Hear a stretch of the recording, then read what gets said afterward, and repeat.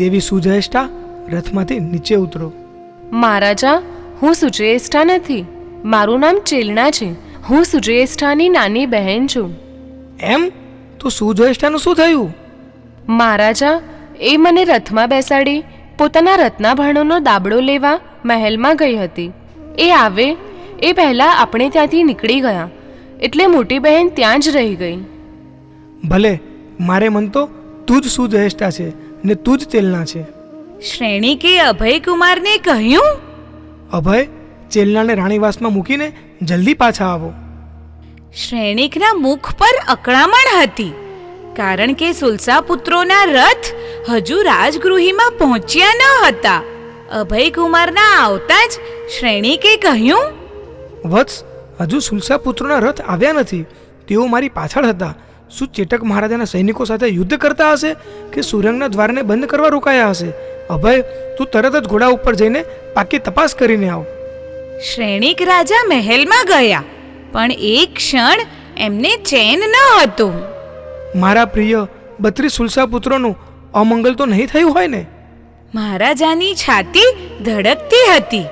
તેઓ મહેલના મંત્રણા ખંડમાં આંટાફેરા મારવા લાગ્યા.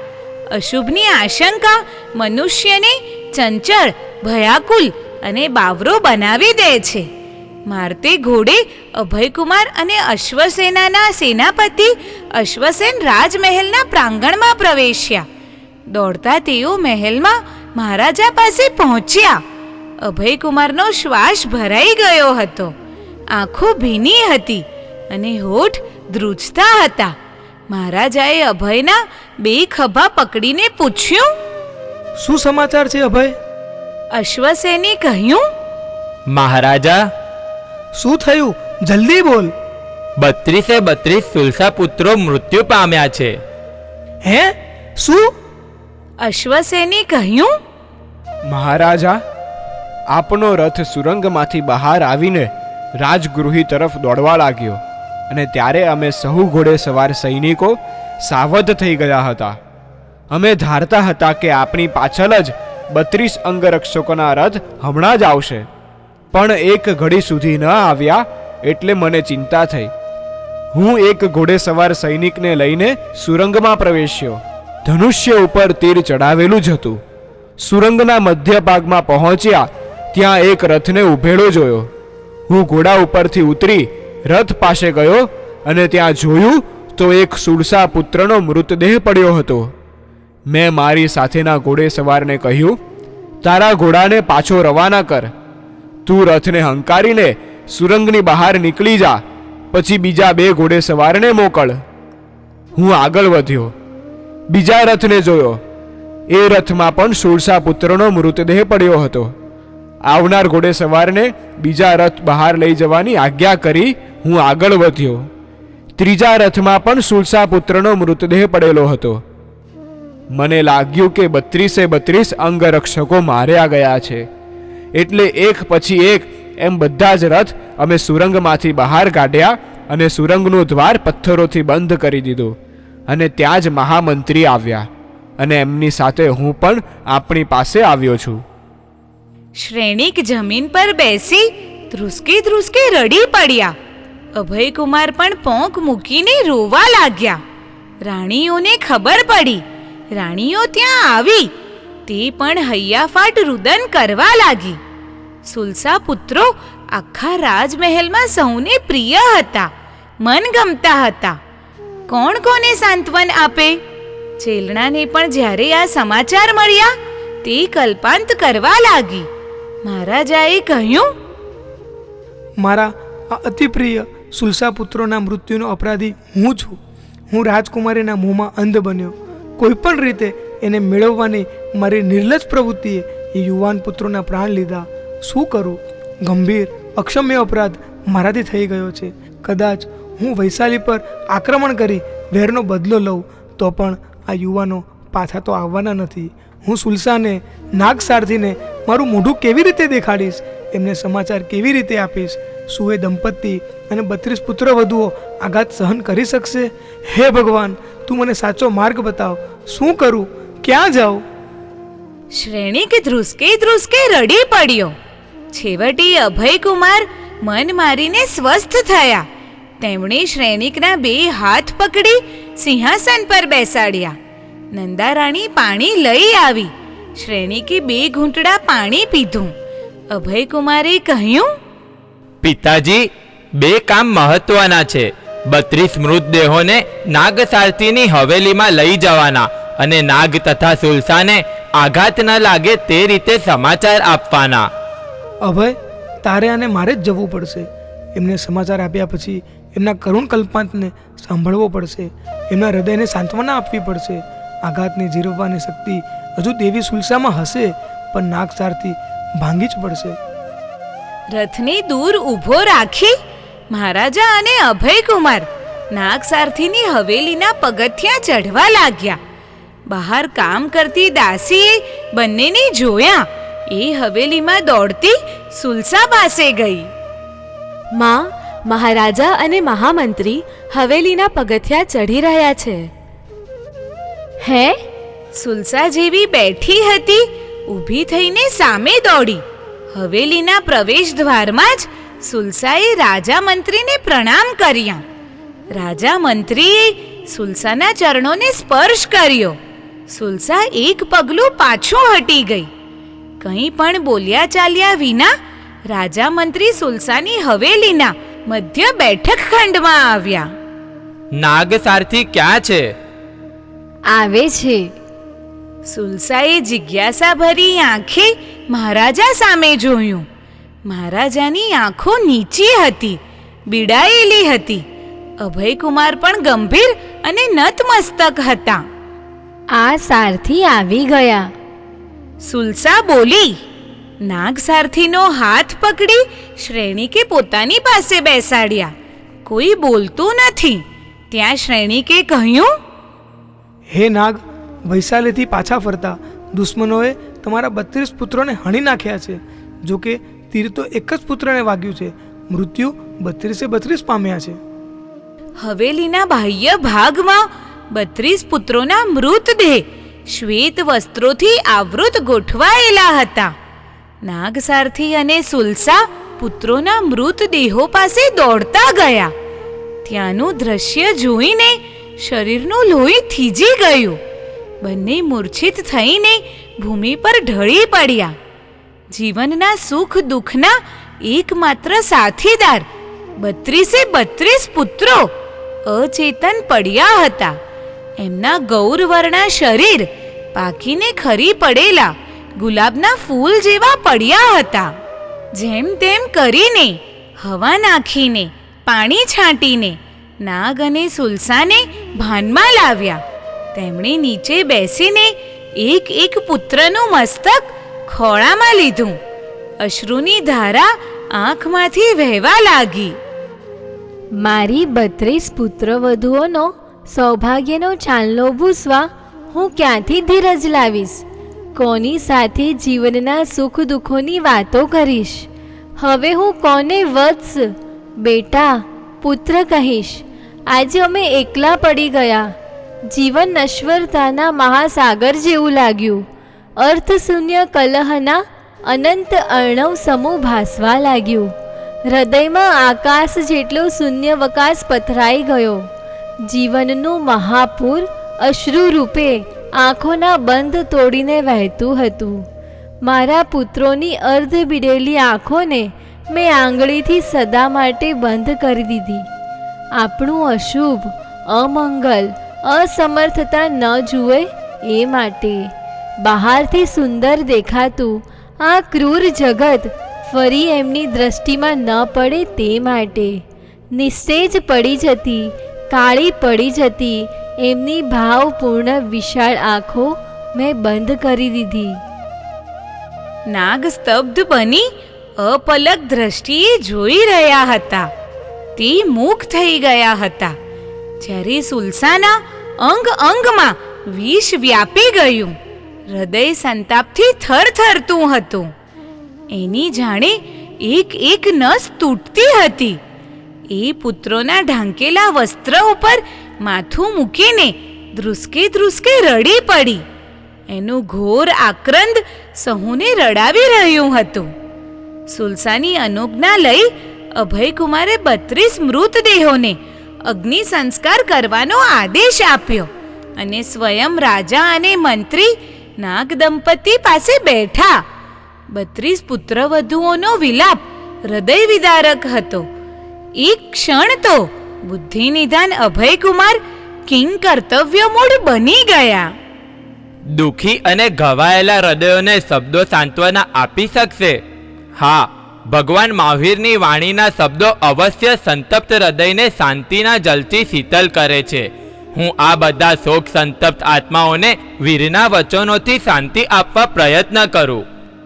જોકે નાગ સારથી તો જાણે નિદ્રાવશ થયા હોય, જાણે સ્તંભિત થઈ ગયા હોય અને જાણે શૂન્ય થઈ ગયા હોય તેમ નિસ્પંદ નેત્રવાળા થઈ ગયા હતા. ક્યારેક મૂર્છિત થઈ જતા, ક્યારેક જાગતા, પરંતુ તેઓ બોલવા કે સાંભળવાની સ્થિતિમાં ન હતા.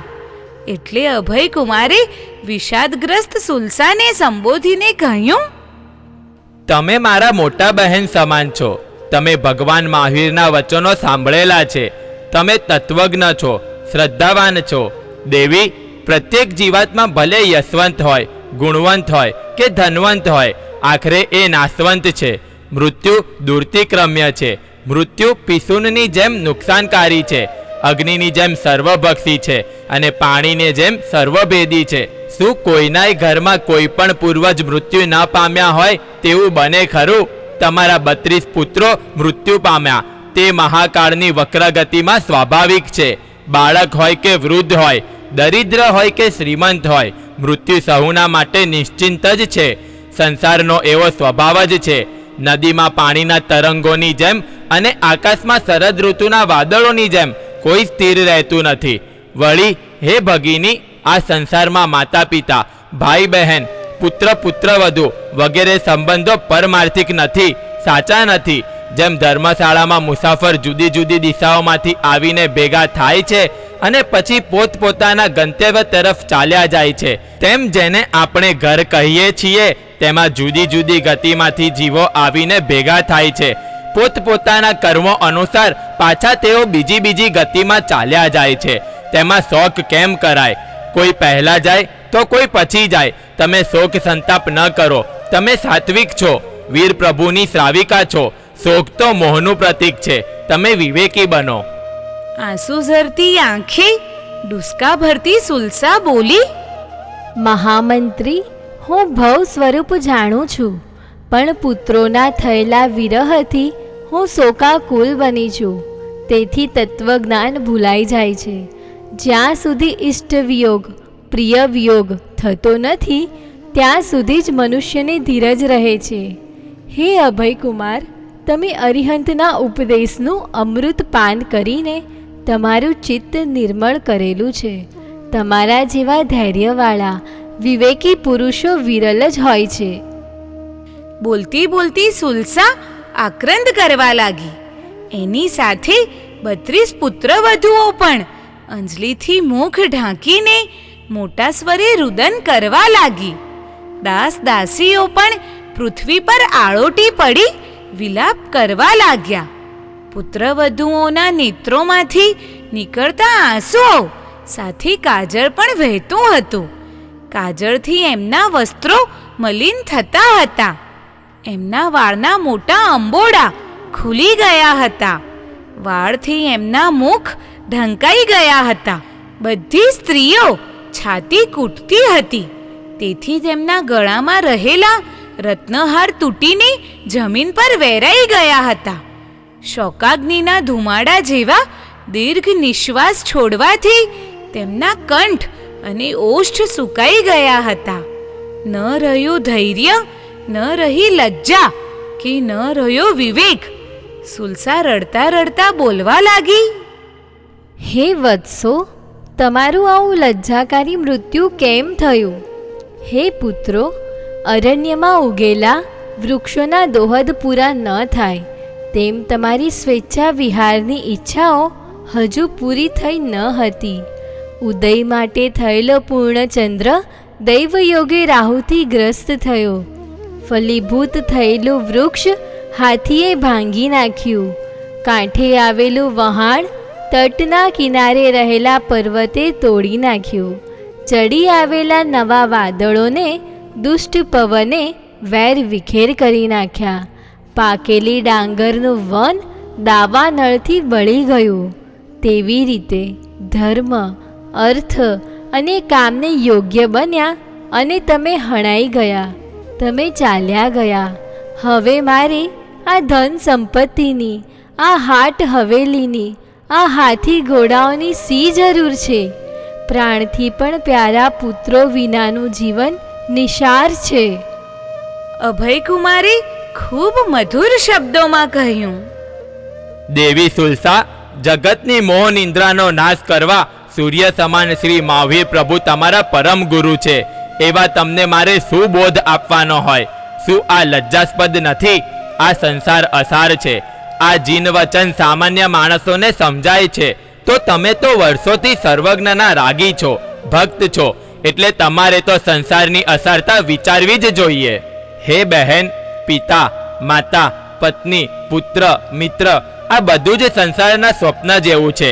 જે સવારે દેખાય છે તે મધ્યાહને નથી દેખાતું, અને જે મધ્યાહને દેખાય છે તે રાત્રિમાં નથી દેખાતું. આ રીતે સંસારમાં સર્વ પદાર્થો અનિત્ય છે. દેવી, તમે પોતે જ તત્વવેતા છો, માટે ધૈર્ય ધારણ કરો, કારણ કે વિશ્વને સૂર્ય પ્રકાશિત કરે છે, પણ સૂર્યને પ્રકાશિત કરનાર કોઈ હોતું નથી. હે ભગિની, ક્યારેક સમુદ્ર પોતાની મર્યાદા છોડી દે, ક્યારેક પર્વતો કંપાયમાન થાય, ક્યારેક પૃથ્વીમાં પ્રકંપ આવે, પરંતુ તમારા જેવી સુગ્ન શ્રાવિકા, ભગવાન મહાવીરની શ્રાવિકાને મોટું દુઃખ આવે તો પણ જરાય વિચલિત કે વિકલ થાય નહીં. આ સંસારમાં ક્ષણ પૂર્વે દેખાતા અને ક્ષણ પછી નાશ પામતા એવા સર્વ સંબંધોને જાણીને વિવેકી એવી તું મહાશ્રાવિકા, તારે મોહક્રાંત ન બનવું જોઈએ. હે સુગ્ન શ્રાવિકા, શું તમે ભગવાન મહાવીરની વાણીમાં નથી સાંભળ્યું કે સંસાર એક ઇન્દ્રજાળ છે? આ સંસારમાં સર્વ પદાર્થો પ્રગટ થઈને નાશ પામનારા છે. કહો, આ સંસાર સાથે શું પ્રીતિ કરવાની? આ સંસારમાં જોવામાં આવતી વસ્તુઓ પાણીના પરપોટા જેવી છે, જોત જોતામાં નાશ પામનારી છે. આ સંસાર એક માયા પ્રયોગ છે, પરદ્રવ્યનું નાટક માત્ર છે. તેમાં તમે શોકગ્રસ્ત ન થાઓ, તમારા આત્મકલ્યાણની સિદ્ધિ માટે પ્રયત્ન કરો. સુલસા કંઈક સ્વસ્થ બની. તેનો વિલાપ બંધ થયો. આંખોમાં આંસુ સૂકાઈ ગયા. અભયકુમારના વચનોને જાણે મનમાં વાગોળતી હોય તેમ આંખો બંધ કરી ઊંડા વિચારમાં સરી પડી. મહારાજા અને અભયકુમાર શાંતિથી બેઠા હતા. સુલસાએ આંખો ખોલીને અભયકુમાર સામે જોઈને કહ્યું, કુમાર, તમે મને બહુ સારી વાતો કહી. જીવાત્માઓ પોતપોતાના કર્મ પ્રમાણે જ જીવે છે અને મરે છે. બાળ, યુવાન કે વૃદ્ધ એવું ઉંમરનું કોઈ પ્રમાણ હોતું નથી. સ્વજનોનો સંગમ સ્વપ્ન જેવો હોય છે. લક્ષ્મી હાથીના કાનના જેવી ચંચળ હોય છે.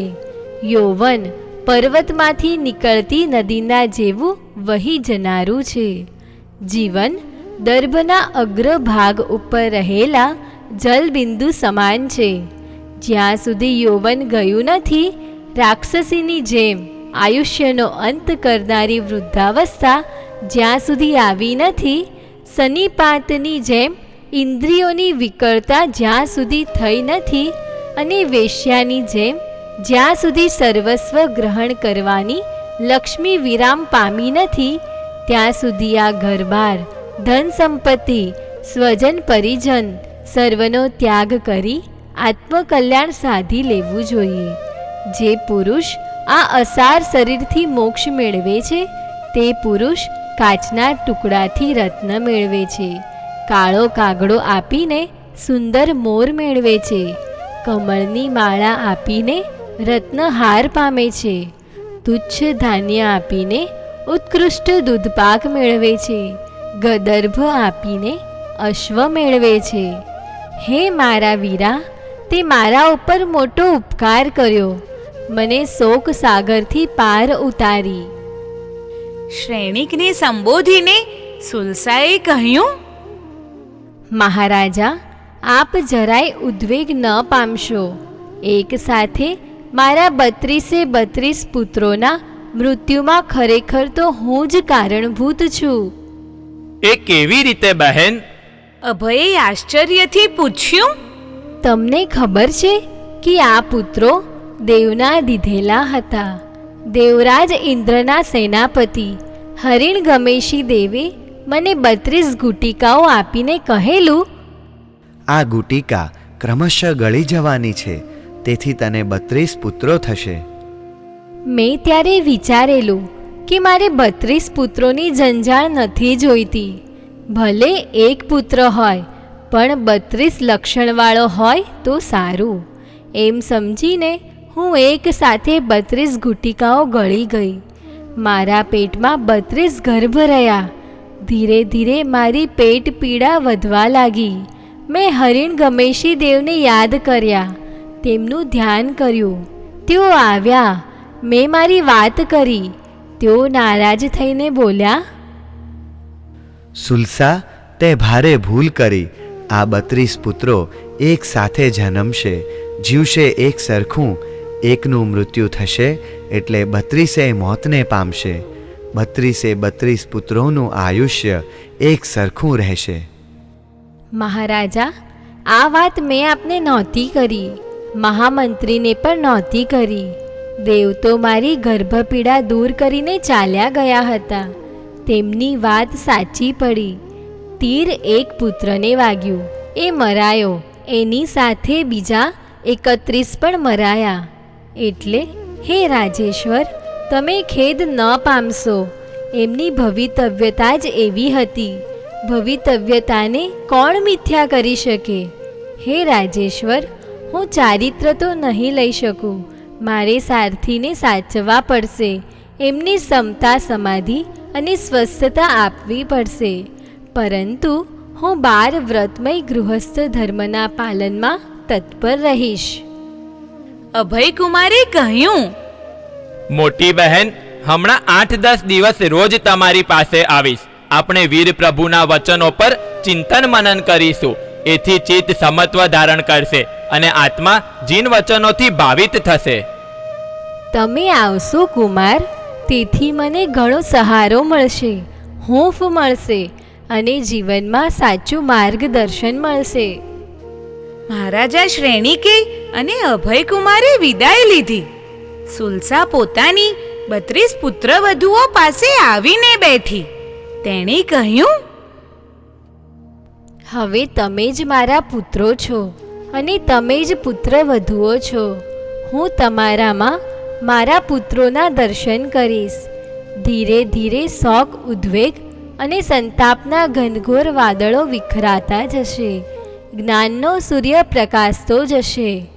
મારી પુત્રીઓ, આપણું એક પરમ સૌભાગ્ય છે કે પ્રાણોથી પણ અધિક પ્યારા ભગવાન મહાવીર રાજગૃહીમાં પધારી રહ્યા છે. જાણે કે આપણા શોક સંતપ્ત હૃદયો ઉપર શીતલ ચંદનનું વિલેપન કરવા જ આવી રહ્યા છે. તેઓ સર્વજ્ઞ છે, તેઓ બધું જ જાણે છે. સુલસાના 32 પુત્રો મૃત્યુ પામ્યા છે. 32 પુત્રવધુઓ વિધવા બની ગઈ છે. સારથી શૂન્ય મનસ્ક થઈ ગયા છે. મારા કૃપા સિંધુ પરમ ગુરુ આ બધું જ જાણે છે. એ આપણા માટે જ આવે છે. હે ગુણવંતી પુત્રીઓ, તમે સ્વસ્થ થાઓ, શોક દૂર કરો, સ્નાનાદિ કરી શુદ્ધ શ્વેત વસ્ત્રો ધારણ કરો.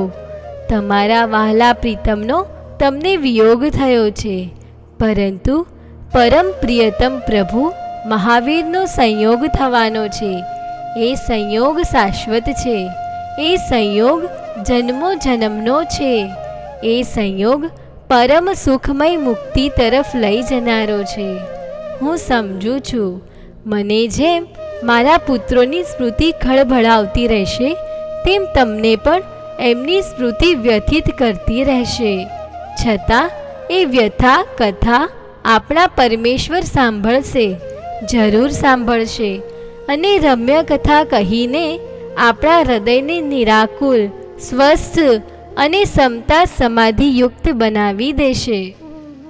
32 પુત્રવધુઓ સાસુ સુલસાના ચરણોમાં પ્રણામ કરી પોતપોતાના કક્ષમાં ચાલી ગઈ.